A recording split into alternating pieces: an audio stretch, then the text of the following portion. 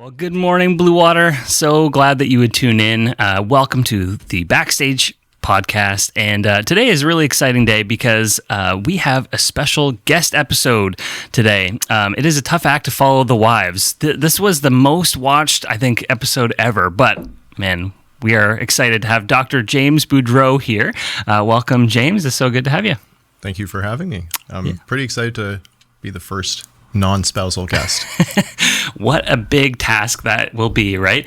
James and his family attend our Wellington campus, and he is a practicing physician, and we had a chance to have coffee a number of months ago now, and I got to pick his brain a little bit, which... there's a big brain in there, okay, guys? And I got to ask him some questions about a really important topic, very relevant to our current cultural moment, and that is the topic of M.A.I.D, or medical assistance in dying, that maybe many of us had called euthanasia in the past or assisted suicide, but this is a huge topic, and so he was gracious enough to jump on here and give us his insights as a physician into where we're at currently in our culture with this issue, and I'm excited to hear from you, man. But maybe introduce yourself first. Tell us a little bit about you and your family and your area of practice. Sure. Thanks for having me. So I've been in practice independently now for 3 years. So physicians in Canada go through medical school, which is a 4-year journey, and then go on and do residency. So they're doctors by that point, but they do kind of supervised training in the hospitals and in outpatient clinics. So my specialty is internal medicine, which is specialty medicine for adults, ranging from heart to lungs to kidneys and things. So sort of jack of all trades, but with a little bit more specific training in adult medicine than what family doctors have. So that was a 5-year program. So 9 years of training, and now I've been in Sarnia practicing on my own for over 3 years. Okay. So I have an outpatient practice, and I do some work at the hospital as well. We live here with my wife and 3 kids, and we've been going to Bluewater, well, really since before we moved to Sarnia. Bluewater's been part of our life for a while. My wife and I were married here, but since we moved to Sarnia and set up practice, we've been attending here consistently. That is awesome. That is awesome. And it is so great to have you guys as part of the church family. And one of my favorite memories ever was from one of our Ask Me Anything nights at the church. And Dr. James had to stand up and give a biology lesson to some of our panel about where the belly button comes from. And that was a pretty amazing moment. And if I remember, it was one member of the panel forgetting that another member of the panel has a degree in biology, and probably could have just answered that question without outsourcing it. That's a pretty dusty piece of paper on the wall these days, but that was pretty awesome. And speaking of things me and Pastor Tim disagree about, we need to have a whole episode about that, because that's probably one of only like 2 things that I can really think of is where did Adam have a belly button or not? I think we're still at odds with that one, but I could be wrong. So, James, I have a bunch of questions about this. This is such an important topic. I don't know if this is. I know you're so open about your Christian faith in your practice. I don't want to put you on the spot in any unusual way, but I have a lot of questions about the state of M.A.I.D in Canada right now, and like, are we getting the full picture of this and how widespread it is in the news? And so, I guess really that's my first question: is this happening at a pretty significant scale in our country now?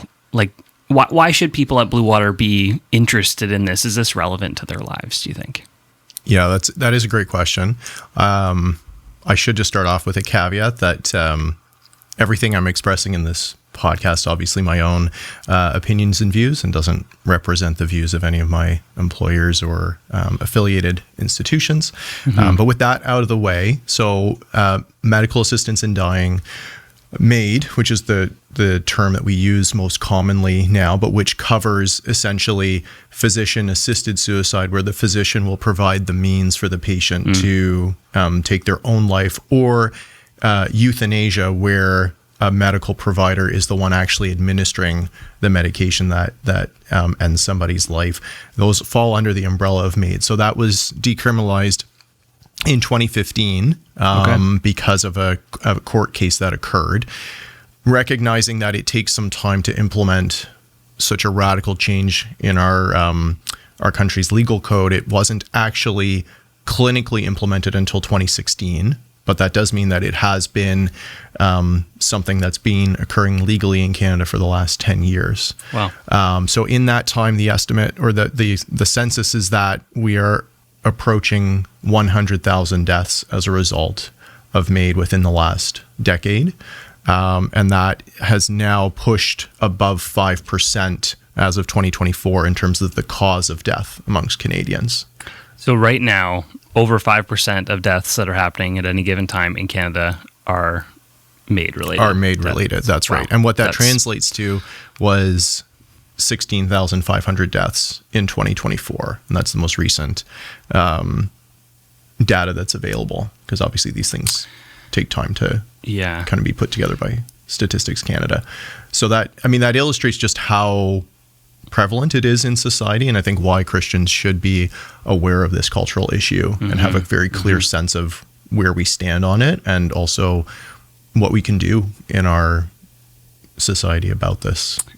Yeah, absolutely. I think I grew up not knowing much at all about this topic, really, but the only association I had with something like euthanasia, which that's an important distinction you made. I didn't know that there could be a difference in those terms, is that, there's some countries abroad that do this. I've heard in the Netherlands this is a thing and that kind of thing, but never imagined that this could be taking place on this scale in our country. And I don't think a lot of people maybe are aware of where we're at exactly right now, but it's relevant because 5% of deaths, like the odds that someone or a loved one or a friend or someone may even talk about this with you if you're talking through end-of-life care, like you're going to know people that are affected by this. Would you say that's accurate? I think probably most people in Canada either do know somebody who's gone that route or actually knows somebody who's gone that route, but maybe doesn't even know that was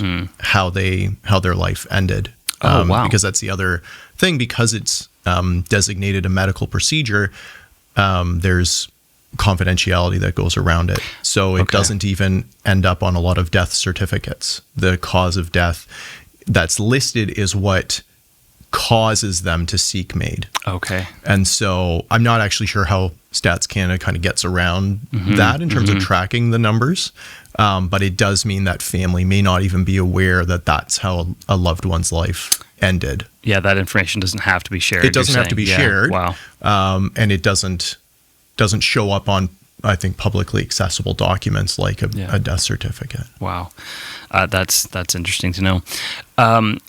So when you hear about something like this, it's easy to just imagine like, oh, they're giving this out left and right and there's no process. That's one side of the spectrum. Or someone might think, well, basically no one could take M.A.I.D without all kinds of legal loopholes and very specific conditions and this kind of thing. What regulations are in place right now? And should we be concerned about where things are headed? Because I've seen some interesting stories about this in the news lately, and like it seems really concerning. Is that the real picture on the ground, though? Is kind of what I'm wondering. Yeah. So the criteria currently are that you have to first be a competent adult. Okay, so it's not available for minors. Okay. And competency is a medical term, which basically means that the patient understands the foreseeable consequences of a procedure being done. So in the case of surgery, the surgeon has to explain to the patient why we're doing the surgery, what are the risks associated with the surgery, what are the risks if we don't do the surgery, and then assess if the patient actually is able to comprehend and articulate, what they're actually doing, right? So simply having a patient say, yes, I want the surgery, but without being able to say, well, like, why are we doing the surgery, right? So in the case of dementia, if a patient has a tumor that needs to be cut out, but the patient can't remember that they have a tumor, they don't have capacity to competently consent to the procedure. Right. Sure. So that is one of the criteria. You have to understand essentially what you're getting yourself into, because they do treat M.A.I.D like any other medical procedure, which is not what we believe, but that is how it operates within the Canadian framework. And then in terms of that, for them to still qualify, they have to have what's defined as a grievous, irremediable illness or disease or disability that causes enduring suffering that is intolerable to the patient. So the important thing for people to recognize there is you don't have to have what we would call a terminal condition. Right. You don't have to have a condition that is going to result in your death, because what a lot of people think of when they think of M.A.I.D is somebody who's just found out that they have stage 4 cancer, has maybe a couple months to live, but is going to most likely live in severe pain. Right? Yeah. That definitely would meet the criteria currently for M.A.I.D, but that's not all that meets. And we'll talk about how that applies in some specific cases later on. But it means that basically the patient just has to be able to express that they are suffering and that there's no end in sight to meet the criteria. Right. Which you can see how that can result in all number of people being considered eligible for M.A.I.D, where probably the standard person off the street would be surprised maybe that they met the criteria. Yeah, that definition is really helpful to know because, like you said, I think everybody associates this with, well, you're going to die anyway in short order and suffering, and we'll talk about this later. It's important to have a theology of suffering, but our bent is to avoid that, and even many Christians can really feel moved to. Nobody wants to see their loved ones suffer, right? But the type of suffering, like you're saying, is not necessarily connected to a terminal illness. And one story that I had seen in the news, and then you pointed in my direction as well, is from BC. I believe the man is 26 years old. Yeah, a young man named Keanu. Okay, yeah, he's a young guy, 26. I remember those days. Seems like a long time ago. And he was in progressively losing his vision, I believe, from diabetes-related complications. Yeah, he had type 1 diabetes, which can result in complications including blindness and nerve damage and things like that. Things that obviously can impair quality of life and cause discomfort and suffering. And he had actually sought M.A.I.D several times in Ontario, from what I read in the articles, and had been declined multiple times. And actually, I think a couple of times at the intervention of his family, who were advocating very strongly for him to continue living. And it sounds like his mom especially had gone to great lengths to try and help him with all kinds of things. Right. I don't know any of the particulars around the case other than what I've read in the news, but it's not explicitly stated that he had any, diagnosed depression or anything. But reading it sounds like I look at that as a clinician, and I think he probably had some level of depression and as a result of his chronic illness, which is not uncommon. But he ended up seeking M.A.I.D in British Columbia after being declined multiple times in Ontario. His family was still in Ontario, so they weren't around to intervene, and he did end up getting M.A.I.D in December 2025. Yeah. Wow. And so, young man with, obviously we're not diminishing the difficulty of the types of suffering that aren't terminal in any way, but that isn't going to lead to someone's death. And the idea that we would see them take their life with the help of a doctor is a wild thing. So these things are happening in our country for sure. And can I say one thing, especially since his underlying diagnosis was type 1 diabetes, until the ability to synthesize insulin and administer that, he had a terminal condition. And it's really within the last, probably 70, 80 years now, that we've actually been able to save the life of people with type 1 diabetes and keep them alive. Because if he had been born a century ago, he would have died from his type 1 diabetes. And so our medical advancement has taken to the point where people with type 1 diabetes can live as long and as healthy lives as people who don't have that, thanks to medical technology. But now we're at a state where those people who have been saved by medical advancements are now have access to being put to death through the healthcare system. Yeah. Yeah, that's the thing. Put to death through the healthcare system is it's a strange thing to say out loud, but that is what we're talking about. Now, there's a lot of dust getting kicked up at different times about the idea that the government might relax the standards on who can qualify for M.A.I.D. And, some people are really worried that, and certainly I fall into this camp, I'm sure you do too, that the age of consent could be lowered, or that the criteria could be limited only to mental health suffering. Again, not to diminish that in any way, but that means someone could not technically even have a physical disease, but be suffering mentally. Do you know if we're actually heading in that direction, or is that kind of just fear speaking when people are worrying about those things? Or so currently the availability of M.A.I.D to minors, to my knowledge, is not on the table to change, but mental health definitely is. So there was a special injunction to delay the inclusion of mental health as a criteria for accessing M.A.I.D, like exclusively because of mental health. It's looking like that's likely to be repealed March of 2027, which is, just over a year away now, which basically means it's somebody who only would qualify for M.A.I.D based on, irremediable suffering from, say, depression or schizophrenia, would now meet the criteria to be able to access M.A.I.D. Right.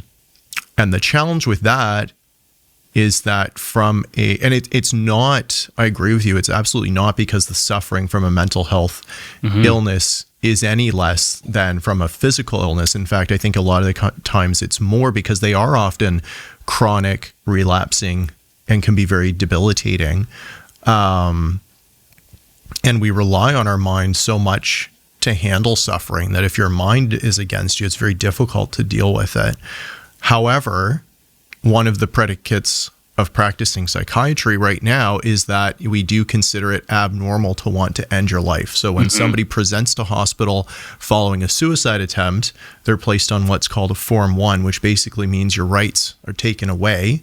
You're no longer allowed to leave hospital. The doctor has the right to restrain you physically if necessary to keep you from harming yourself, because we acknowledge that it's not a normal state of being for somebody to want to end their life. How do you operate now if a patient is suicidal from a mental health disorder and now wants the healthcare system to assist them with suicide? I honestly don't know how psychiatrists are supposed to operate in that setting, where you're being told on one hand, try and save lives, prevent patients from committing suicide and help them, to that same person could turn around and say, I want M.A.I.D. Yeah. Right? It is a total rethinking, right? Like you said, like something in us knows human life is inherently valuable and should be protected. And you guys, from what I understand, take an oath about doing no harm, right? This is what we've come to understand, right? And this is the idea of people grabbing someone off the bridge, right? Or saying like you're not allowed to leave the hospital out of love and understanding your value in the value of being alive. And now it's kind of being flipped on its head. Yeah. Now there are, they'll talk about how there are safeguards in place. And I do want to give that a fair shake. So you do need 2 physicians, 2 independent assessors for every patient who requests M.A.I.D. They both have to agree that the patient meets the criteria and sign off on it. For terminal conditions where the patient's death is foreseeable and they're suffering, they can accelerate the timeline out of a desire to mitigate that suffering. For conditions that are not deemed terminal, there is a wait time. Sometimes up to 90 days. I think that's the standard, to give the patient time to contemplate. Now, from a practical standpoint, I think that those numbers, those guidelines get fudged. I think that there are I'm not saying that this is all M.A.I.D providers. I think there are M.A.I.D providers who know how to operate around the system to get the outcome that they would say their patients want, basically, right? So I think, like with anything, whatever policy or safeguard is in place is dependent on the actual human beings who are involved in that actually operating by those guidelines. Right. And that's, and you're asking people to behave, properly. And for the most part, people behave like people. We have all kinds of mixed motives and all kinds of decisions that we make that are probably, not sound. Yes. Right. So there's always the human factor. And I think you can put whatever protections and guidelines you want in place. You can't totally mitigate the human factor when it comes to something like this. And the decision, once you've administered M.A.I.D, as they would say, that's an irreversible choice. Right. It's the most final decision in medicine. Yeah. Right. And we're talking about, again, people are making these decisions, and people all come with worldviews. And so the people making these decisions don't necessarily share ours and the way that they look at life and suffering. And a choice like this is affected by their worldview, right? And there's even potentially, there's always a bed that's needed to care for someone else, and sometimes even that motivation or an underlying financial one can be at play in shaping someone's decision, whether they may say that out loud or even recognize it consciously or not. There's certainly other stories like that we could talk about, but maybe we can talk a little bit practically. Like sometimes people, if they're suffering with a terminal illness, I know it's not just about that, but they're suffering. They might wonder, well, what other options are there? I don't want to have my loved one be, suffering in excruciating pain for all this time. How should a Christian just think about end-of-life care? Like, this isn't the only option, right? So could you tell us maybe a little bit about what palliative care can look like and the difference between, actively taking someone's life and allowing them to die, which is okay? Yeah, I'm glad that you brought up palliative care, because I think that's it's such an important specialty in medicine, and really the doctors who do that are specialists in providing comfort to patients. So the realm of palliative care has expanded a lot. I think it's gaining more and more traction amongst Canadians, but I think it's still an under-recognized and misunderstood specialty. So when patients hear palliative care, a lot of the time we have to clarify, this doesn't mean that you're dying within a week, right? Palliative care is no longer for patients who are absolutely at the tail end of their life, where their death is, right around the corner. Now palliative care teams are getting involved in patients who may not even be terminal, but are suffering from the side effects of certain treatments. So say somebody who presents with an advanced cancer that theoretically is curable, they want to go through curative intent, surgery, chemotherapy, radiation, whatever it is, there's still a lot of side effects that come from those treatments, right? There's pain, there's nausea, there's fatigue, there's all kinds of stuff. That's where the palliative care experts come into play, is that they are very good at managing that whole spectrum of symptoms. They're pretty much the only specialty left who will do home calls. Okay. So if somebody is so disabled that they can't go to the palliative care clinic, they can get a home visit from either the physician or from a nurse who works with the palliative care team. And so they're getting involved earlier and earlier. And you wouldn't think this is the case, but sometimes palliative care gets to sign off on patients. Like they get to discharge them back to the care of their family doctor or their oncologist because the patient has done really well, has survived, but has survived probably in part because of the excellent supportive care that they've gotten from the palliative care doctors. Yeah. So you're saying they don't have to live in chronic pain, though? Not like pain could be managed, right? Like there's suffering of different types. And so this is exactly the point, right? Is that they are now being utilized more and more to help get people through the dark time in their life where if those symptoms were not well controlled, they might have decided, I can't continue with the chemotherapy, right? Or, I just can't keep pushing on. It allows them to persevere through treatments, maybe to the point of survival, Oftentimes not, but the earlier they're involved, the better relationship they have with their palliative care specialist, the sooner they can get started on medications that are going to alleviate their suffering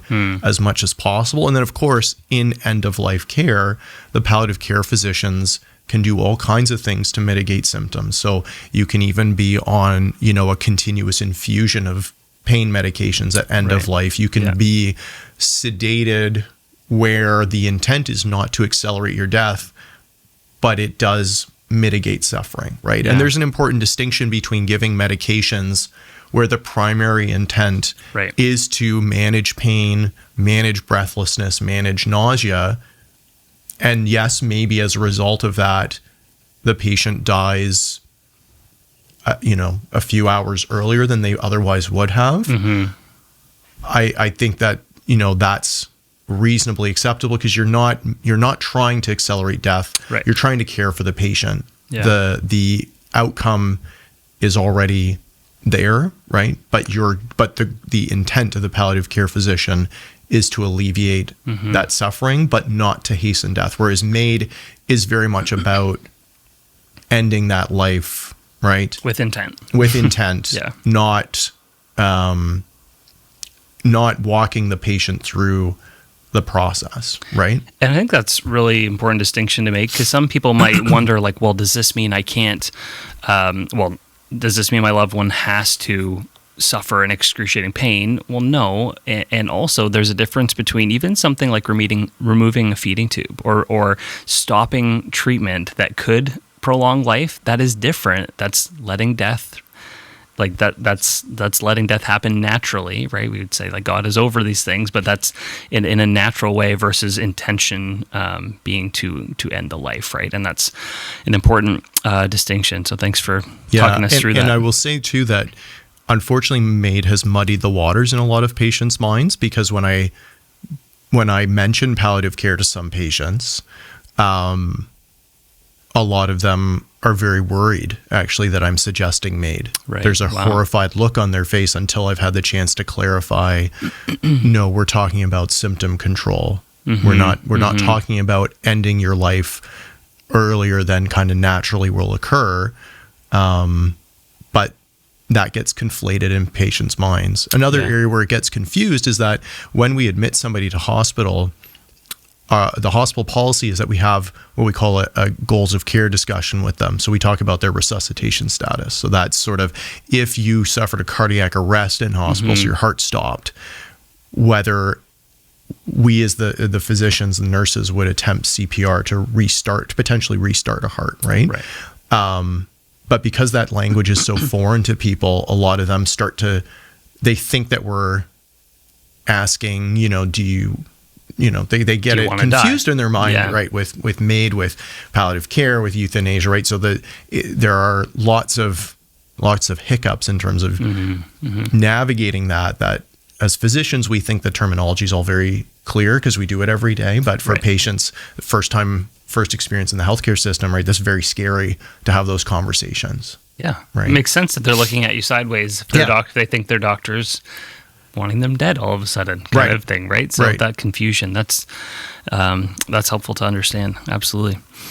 Okay, here's a question. You can take it as you are able. Are doctors who are not just Christian, but are doctors who are opposed to the administering of M.A.I.D, the taking of human life in this way, is there a sort of pressure within the healthcare system that doctors feel in this way, or is it possible to object by matter of conscience or faith?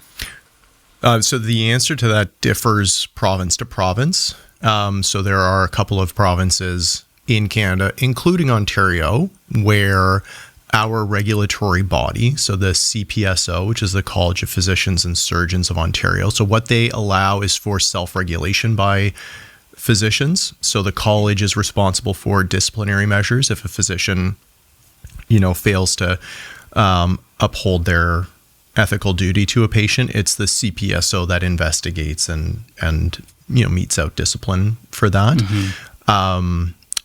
So despite conscience and religion being protected by the Supreme Court, the CPSO's view is that patient access trumps a physician's individual religious freedoms.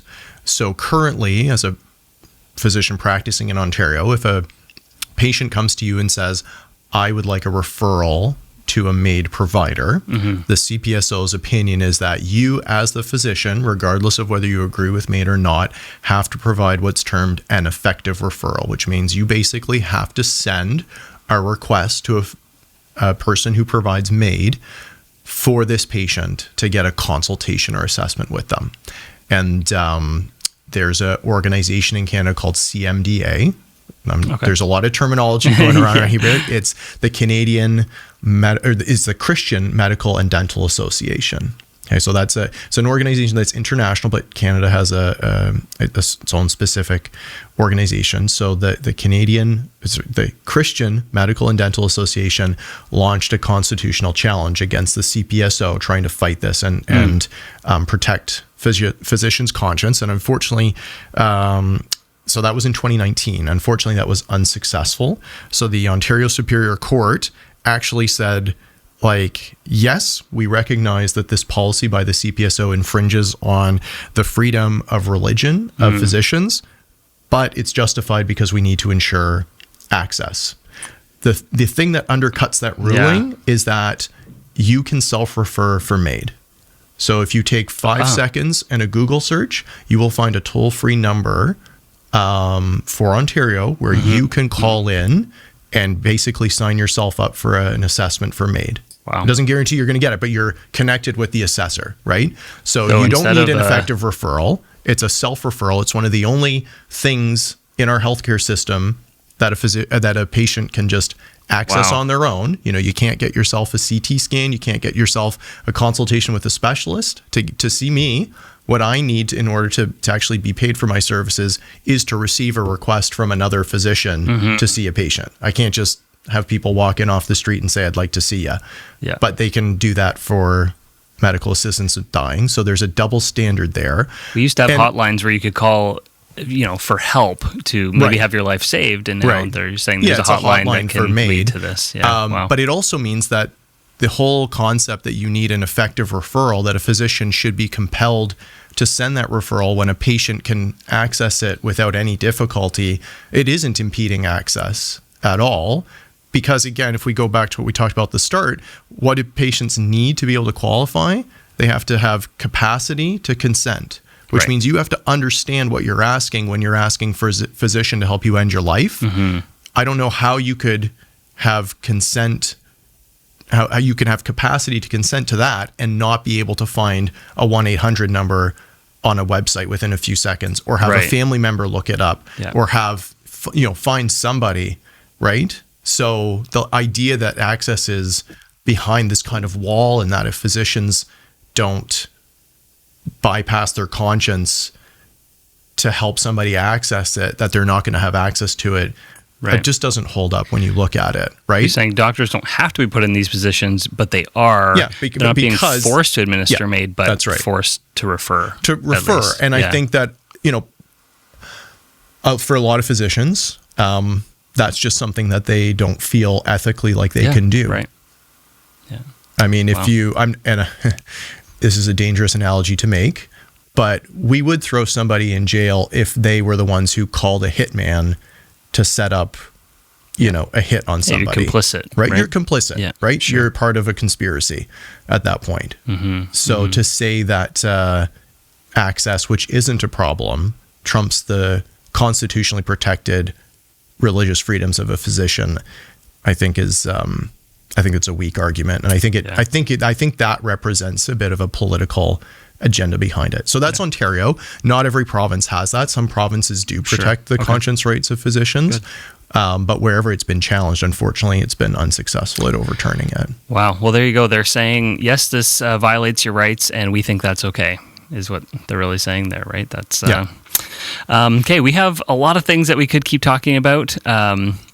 we may have to jump to a part 2 in a second here. So thank you, Dr. Boudreau, so much for your insights. This is a big topic, and man, please come back for part 2, because we still need to talk about what does the Bible say about all this? How do we understand this as believers? How do we navigate it when someone we know and love is pursuing or intending to pursue medical assistance in dying? How come it's different when we put our dog down or euthanize a dog versus talking about this in terms of human beings? Like, there's a lot of things we could explore here, so we will be back for part 2. Thanks for tuning in, guys. You are loved. Have a great day.